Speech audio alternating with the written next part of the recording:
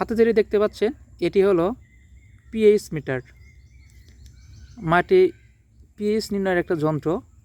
এটা খুবই কার্যকরী একটা যন্ত্র। তার আগে বলে রাখি, এটি হলো আমার কাঞ্চন জাতের জমি। এখানে কাঞ্চন জাত লাগানো হয়েছিল। গাছের বয়স আজ প্রায় 60 দিন। এই 60 দিন বয়সেও খুবই দুর্দান্ত রেজাল্ট দিয়েছে। আজকে 3 মণ 3.5 মণ মতো বিক্রি করছি। বাজার দর 45 টাকা কেজি। আর ক্যাট আছে, ক্যাটও আপনি 2-2.5 মণের উপরে, মোটামুটি 5 মণ আজকে হারভেস্ট করেছি। দেখেন গাছের 60 দিন বয়সেও যে এই পরিমাণ ফলন দেয়, আমার এই 8 শতক থেকে, না দেখলে বিশ্বাস করবেন না। যাই হোক, যেহেতু আমি এখানে আবার করলা রোপণ করব একই জমিতে, একই বেডে, একই মাচায়, সেক্ষেত্রে মাটির পিএইচটা জানা খুবই দরকার। আমরা এখন মাটির পিএইচটা নির্ণয় করব। এটি হলো জাপানি তাকিমুরা ইলেকট্রনিক্স ওয়ার্কস লিমিটেডের কোম্পানির হচ্ছে একটা পিএইচ মিটার, তাকিমুরা। এটা খুবই ভালো একটা পিএইচ মিটার, অ্যানালগ। যারা এটা পারচেস করতে চান তারা বীজপাতার অফিসিয়াল ফেসবুক পেজে অথবা হোয়াটসঅ্যাপে নক করলে এটার বিষয়ে বিস্তারিত জানতে পারবেন। চলুন আমরা এখন পিএইচ মিটার দিয়ে মাটি শোধন করে নেই, মাটির পিএইচটা নির্ণয় করে নেই।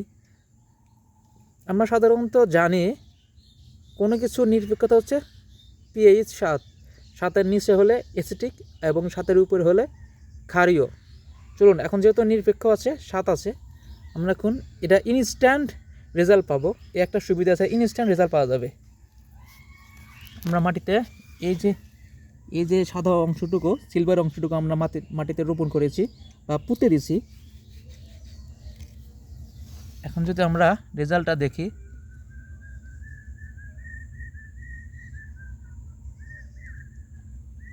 দেখাচ্ছে 6-এর উপরে দেখাচ্ছে। দেখি আরও নিচে যায় কি না।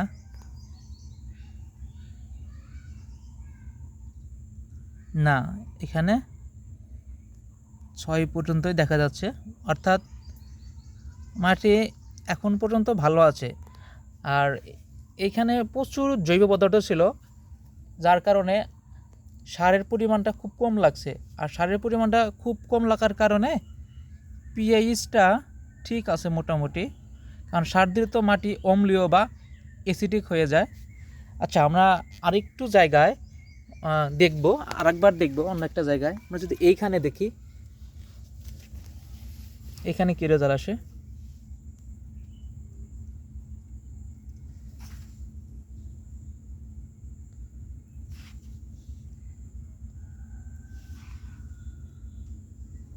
এখানে 6-6-এর আশেপাশে অথবা 6 আছে, পিএইচের মান 6 আছে।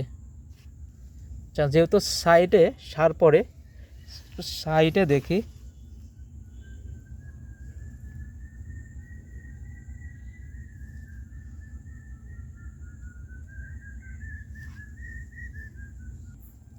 দেখেন এখানে 6-এর উপরে, মোটামুটি মাটির পিএইচ 6-এর উপরে আছে। অর্থাৎ এখানে আবারও ফসল রোপণ করা যাবে একই বেডে, তবে একটু জৈব পদার্থ বাড়িয়ে দিতে হবে, অর্থাৎ জৈব সার দিতে হবে। না দিলেও তারপরও আমরা এই মাটিতে আবার অন্য একটা ফসল করতে পারি, যেমন করলা করতে পারি। দেখেন আমার গাছের বয়স 60 দিন, তারপরও গাছ প্রায় শেষের দিকে। তারপরে দেখেন এই যে গাছ একদম শেষের দিকে না, এখনও 7 থেকে 10 দিন ফলন দিবে। দেখেন তারপরও এই 60 দিন বয়সে এত পরিমাণ শিকড় নতুন করে ছাড়তেছে। এর কিছু গোপন ট্রিক্স আছে। যদি এটার বিষয়ে জানতে চান, অন্য একটা ভিডিওতে আমি বলবো কিভাবে কন্টিনিউয়াসলি শিকড় বর্ধন করবেন, কি দিলে বর্ধন হবে। অর্থাৎ তার আগে গুরুত্বপূর্ণ হচ্ছে মাটির পিএইচ। যদি পিএইচ ঠিক থাকে তাহলে আপনার গাছ আপনি ভালো থাকবে। আচ্ছা, আমি গোড়ায় দেখি, গোড়ায় কী অবস্থা।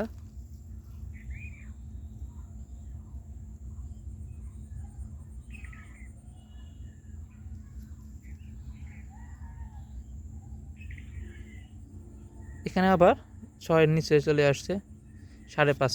ভালো, মাটি ভালো।